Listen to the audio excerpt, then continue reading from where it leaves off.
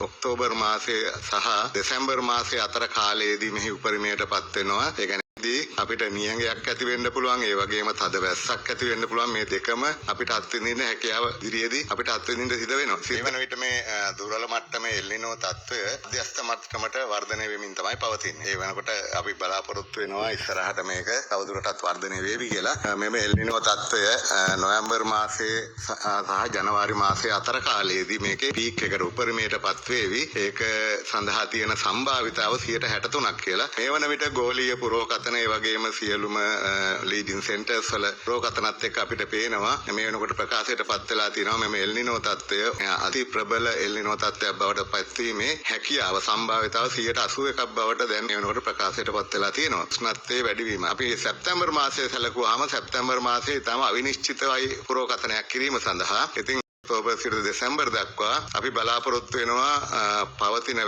මෙතෙක් අපේ සාමාන්‍යයට වඩා වැඩියෙන් වැස්ස ලැබෙවි කියලා. ඒ වගේම සාමාන්‍යයෙන් තවත් සාධක එල්නිනෝ කියන්නේ දීර්ඝ කාලයක් පවතින. ඒ කියන්නේ මාස 10ක් 12ක් පවතින සංසිද්ධියක්. ඒත් එක්ක කෙටි කාලීන සංසිද්ධිත් අපි බලාපොරොත්තු වෙනවා. ඒවත් එක්ක ඉන්දියන් ඕෂන් ඩයිපෝල්, මැඩර්න් ජුලියන් ඔසිලේෂන් කියලා තවත් තියෙන දේශගුණික රටා. මේවත් එක්ක අපි බලාපොරොත්තු වෙනවා මේ වැස්ස දෙසැම්බර් දක්වා යාවි කියලා. ඉතින් අපි ලබන ඔක්තෝබර් නොවැම්බර් දෙසැම්බර් මාසවල සමහර විට අපි වරින් වර පුරෝකතන කරනවා. අන් වතුරක් පවා එන්න ඉඩ කඩක් තියෙනවා. අපි මහ ජනතාවට කියන්නේ අපිට මේ වගේ දේවල් තමයි අපි මේ අවුරුද්දේ මේ එල්නිනෝ තත්ත්වයත් එක්ක බලාපොරොත්තු වෙන්නේ. අගෝස්තු මාසයේ විශේෂයෙන් ගත්තොත් උතුරු මැද නැගෙනහිර පළාත්වල ඒ වගේම හම්බන්තොට වගේ දිස්ත්‍රික්ක වල අපි සාමාන්‍යයෙන් වැසි රහිත කාලගුණයක් උෂ්ණත්වයේ අධික තත්ත්වයක් තමයි අපේක්ෂා කරන්නේ. ඒ වගේම අර ඉතිරි කොටස අපි බලාපොරොත්තු වෙනවා දිවයිනේ බොහෝ ප්‍රදේශවල වැස්ස ලැබෙවි. උෂ්ණත්වයේ නමුත් අර ගරු ඇමතුමාගේ වගේ රාත්‍රී කාලෙත් ඒ වගේම දවල් කාලෙත් උෂ්ණත්වය ඉහළ අගයක තියේවි. වැස්ස තිබුණත් ඒක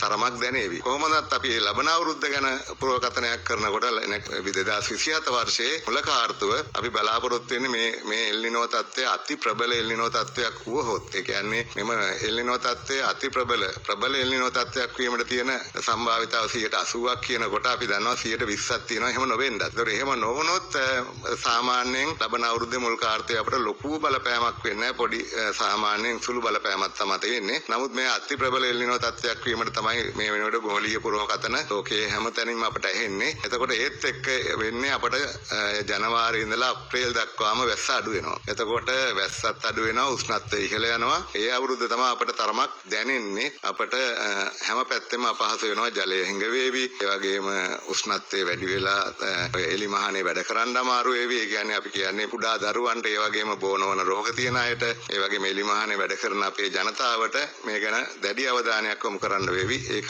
දැන්ම අපගේ නාලිකාව සබස්ක්‍රයිබ් කරන්න. ඔයාලට සුබ දවසක්.